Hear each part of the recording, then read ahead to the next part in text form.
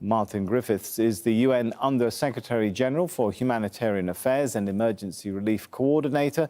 He joins us now from Cairo. Good to have you with us. So first of all, can we expect, do you expect that further trucks will follow? We insist that further trucks will follow. Well, it's been a key point of all the extremely detailed negotiations that have been going on these last days and are still continuing, that an essential part of any aid program, anywhere in the world, by the way, but certainly including in Gaza under current circumstances, is about humanitarian aid being provided reliably in an uninterrupted fashion to the people who need it. They need to know how long they need to exist on the aid that they get today. I know you insist. Do you have any assurances that it will happen? Well, we are negotiating right now as we speak for tomorrow and the days to come. So is there a chance tomorrow aid might get in? There's a chance, yes, there's a chance tomorrow that aid might get in. It's not going to be anything like the levels that you have accurately described are needed, and that we have heard also from our colleagues in UNRWA, which has a huge experience, of course, in Gaza. But yes, we are hoping that aid goes in tomorrow. We're hoping that aid goes in every single day. And we're hoping that it becomes a dependable, reliable, efficient, and at scale operation. And you referred to that summit held in Cairo today. I was present, along with my Secretary General, Antonio Guterres. Every single member state that spoke at that summit spoke of the urgent need and the deserving attention of the people of Gaza and of Palestine for that humanitarian aid, the aid that I represent. All right, you said there's a chance it might get in even as soon as tomorrow again. Is there any chance that we might see other vitals get into Gaza, particularly fuel? Hospitals need fuel in order to operate. For ambulances to operate, people need fuel, and water for water generators to be switched back on and so on. Yeah, we do. We do need fuel. Let's be very unequivocal about this. Let us not try to be clever about it. We need fuel.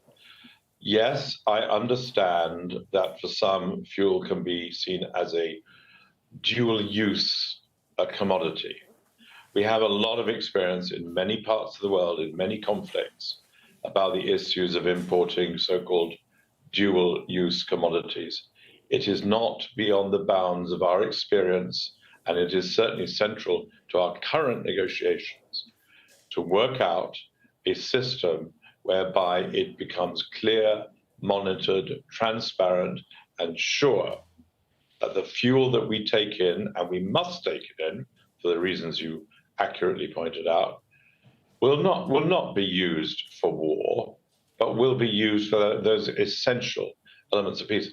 The Gazan health crisis is beyond belief. The Gazan health institutions are on their knees, and central to that collapse is water, and the need for water as well as medical stocks as well. Fuel is needed. We must have it. We're negotiating on it. And I am certainly hopeful that we will get an agreement on that very, very soon. We must. How soon, Martin, if I may ask, how soon do you think? Well,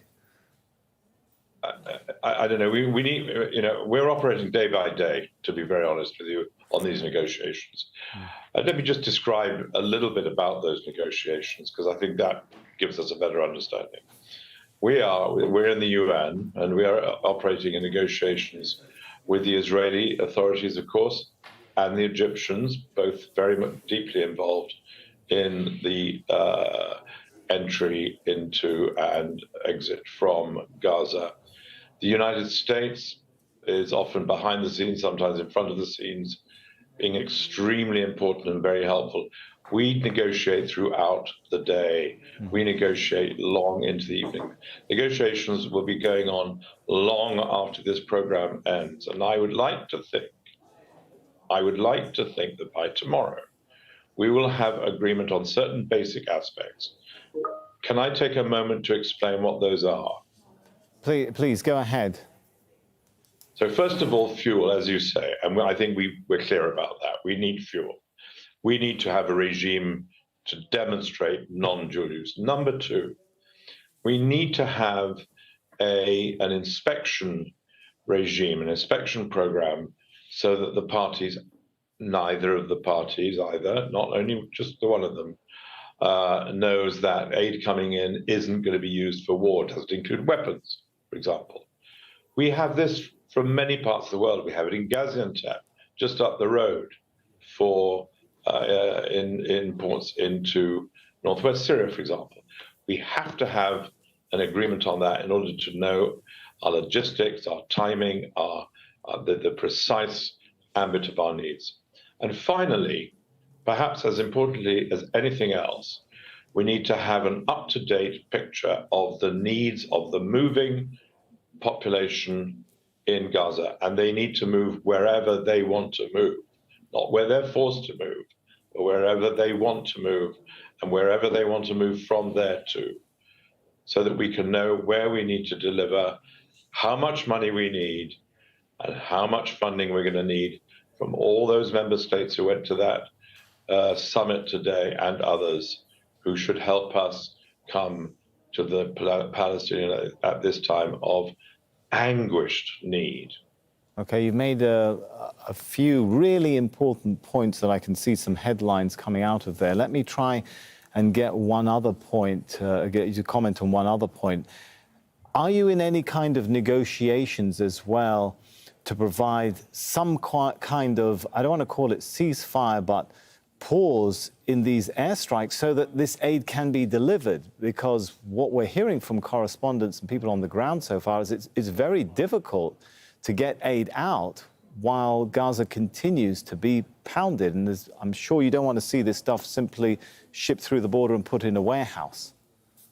No, safety for people, of course, exactly as you say, is about not being bombed and being allowed to move safely with their families to where they can live safely and eat safely. Now, my Secretary General, Antonio Guterres, repeated yet again today, not for the first time, his call for what he calls a humanitarian ceasefire. And what that means is very simple. We need to have clarity about places which will not be bombed or attacked by anyone, by either side.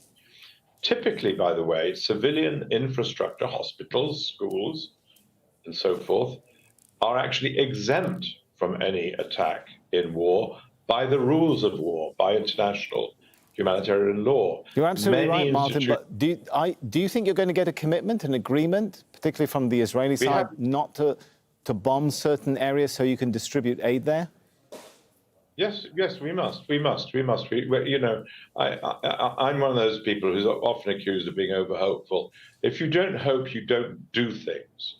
We are at it day by day. We have a very powerful ally in Egypt. We have a very powerful ally in, of course, the United States. And much, much more importantly, we have a very powerful ally in the law. So, yes. And you're negotiating that right now with the Israelis? We're negotiating with all sides. We're negotiating with all sides. I'm not so unrealistic to think that we will get all places to be safe. Of course not. But we need 1, 2, or 3. We need places where people can feel safe, where we can feel safe. We've lost staff as well, of course, in Gaza, just like the poor Gazan families that you've been describing. My office has lost family members also in Gaza. The misery of Gaza is not contained within Gaza. It has spread throughout the region. So we need to have those places of safety identified. We need to know that we can go there at certain times safely, that people can receive us safely. And that safety, and I keep using the word deliberately, is about not being attacked. Hence, Antonio Guterres and his repeated strong call for humanitarian ceasefires. All right, thank you so much. It's been a pleasure talking to you. Thank you so much for highlighting and explaining what's going on behind the scenes.